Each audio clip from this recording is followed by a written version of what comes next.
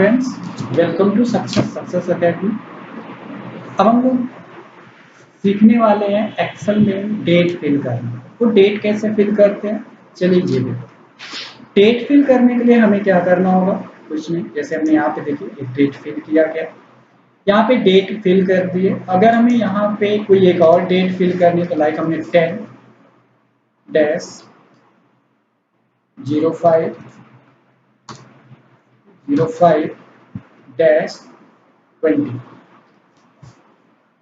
ये देखिए हमने दो डेट लिया। अब यहाँ पे हमें क्या करना है, यहाँ से पकड़ते हैं इसे।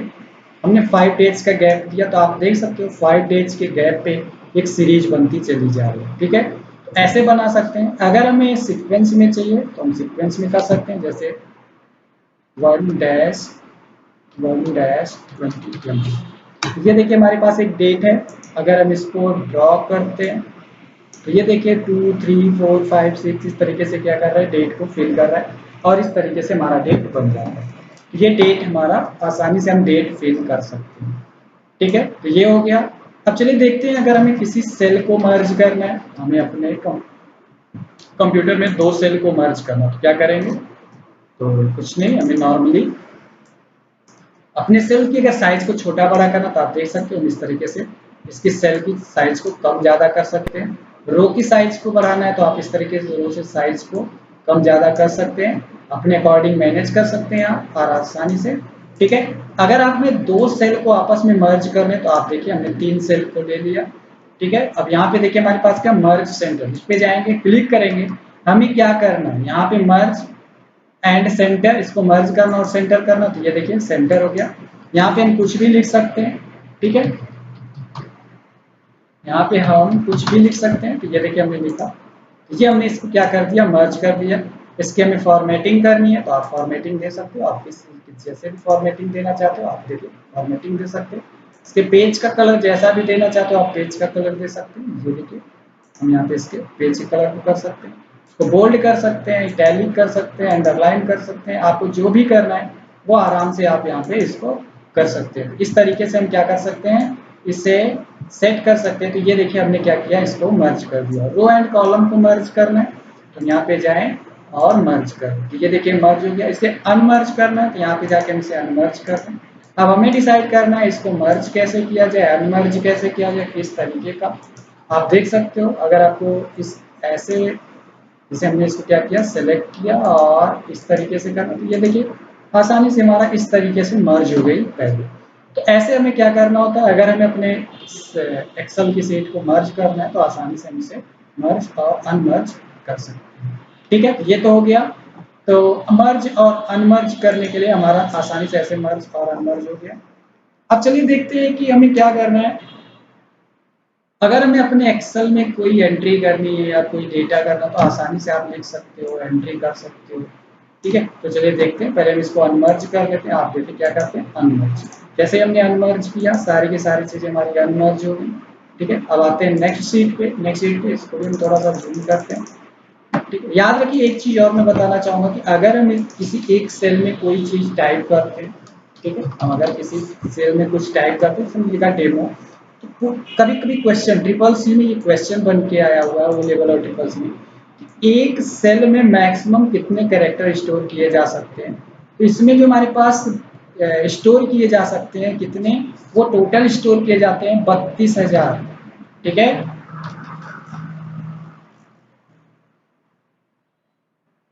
ठीक है, तो हमारे पास कितने हो सकते हैं, 32,000। इस तरीके से हमारे कितने कैरेक्टर्स स्टोर किए जा सकते हैं आसानी से। तो चलिए अब यहाँ पे हमें थोड़ी सी चीजें देखनी है कि अगर हमें इसमें कोई एंट्री करनी है या कुछ करना है तो क्या करते हैं।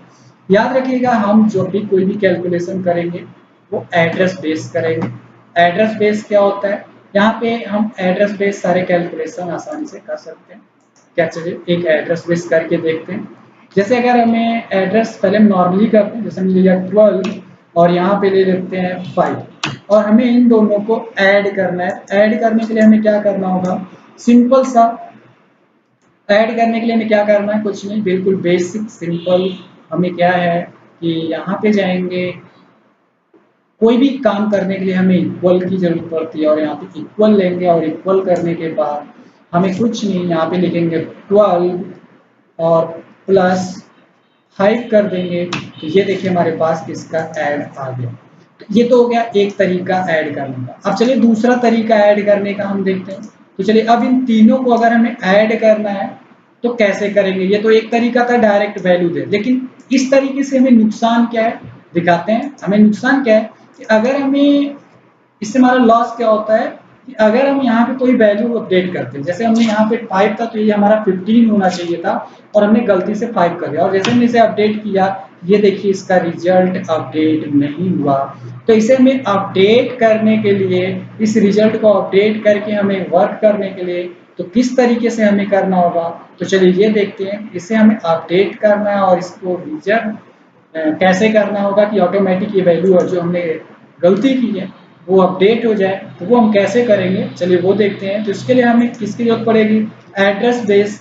एड्रेस बेस पे क्या करेंगे हम, पहली चीज कोई भी चीज हमें ऐड करने के लिए इक्वल का यूज करना पड़ता, तो हमने क्या किया यहाँ पे इक्वल लिया, और इक्वल लेने के बाद अब हमें यहाँ पे एड्रेस देखना है कि ये जो सेल है इस सेल का एड्रेस क्या है। जैसे हमने यहाँ पे देखो क्लिक किया, ये सेल हमारा क्या है ए और ये क्या है 1, तो यहाँ पे हो गया A1 प्लस इस सेल का एड्रेस मतलब A2, तो यहाँ पे A2 हो गया प्लस अगर हमें इसे भी ऐड करना है तो A3। इस तरीके से करके हमने इंटर कर दिया, तो देखिए इन तीनों का ऐड आ गया। इससे बेनिफिट क्या है कि अगर ये हमारा, देखिए क्या होता है अगर हमने गलती से 12 ना होता और इसकी जगह पे हमारा 20 होता और हम कहते कि नहीं यहाँ 20 है, तो हमने यहाँ पे एंट्री किया और एंट्री करके जैसे ही नेक्स्ट जाते तो ये देखिए रिजल्ट ऑटोमेटिक अपडेट हो गया। इसमें जो हमारा रिजल्ट है वो ऑटोमेटिक क्या हो गया, हमारा अपडेट हो गया। इस तरीके से हमने ऐड किया, ठीक है। तो ये हो गया हमारा एडिशन। अगर हमें सब्सट्रैक्ट करना है तो कुछ नहीं, हमें क्या करना होगा, सिंपल सा सब्सट्रैक्ट करने के लिए जैसे हमें दो नंबर लेते हैं प्लस इसको लेते हैं और एक नंबर ले लेते हैं 5, और इन्हें सब्सट्रैक्ट करना है तो इज इक्वल टू, और यहाँ पे ये एड्रेस माइनस ये एड्रेस इंटर करेंगे, तो ये देखिए हमारा जो रिजल्ट आ रहा है ये रिजल्ट हमारा क्या होता है, ये हमारा रिजल्ट प्रॉपर सब्सट्रैक्शन हो गया। एडिशन कर दिया हमने, सब्सट्रैक्शन। अगर हमें डिवीजन करना है तो आसानी से आप डिवीजन भी कर सकते हो, जैसे 20 और हमें उसे 5 से डिवाइड करना है तो आप इक्वल लिखो। याद रखिए कोई भी ऑपरेशन करने से पहले हमें इक्वल करना बहुत जरूरी होता है। तो हमने यहाँ पे ये एड्रेस लिया अपॉन ये एड्रेस कर दिया, इंटर कर दिया, तो ये देखिए इसका आंसर हमारे पास डिवीजन में आ गया।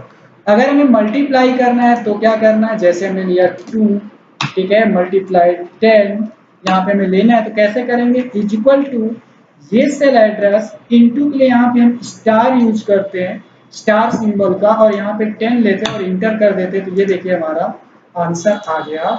यहाँ पे ये हो गया हमारा प्लस एडिशन, ये हो गया सब्सट्रैक्शन, ये हो गया डिवीजन, और ये हो गया मल्टीप्लिकेशन। तो अगर हमें इस तरीके से कोई भी ऐड करना है, सब्सट्रैक्ट करना है, मल्टीप्लाई करना है, तो हम इस तरीके से अपने डेटा को ऐड सब्सट्रैक्ट मल्टीप्लाई आसानी से कर सकते हैं।